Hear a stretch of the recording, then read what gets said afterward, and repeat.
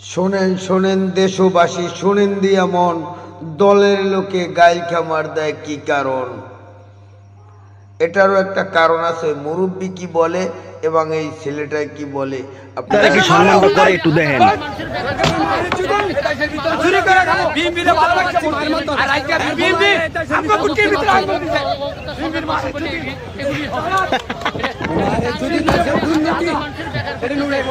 তার কিছু বলার নাই ভাই। 10টা শ্রমিকের চাকরি দেখবো, আর 490 জনের সামনে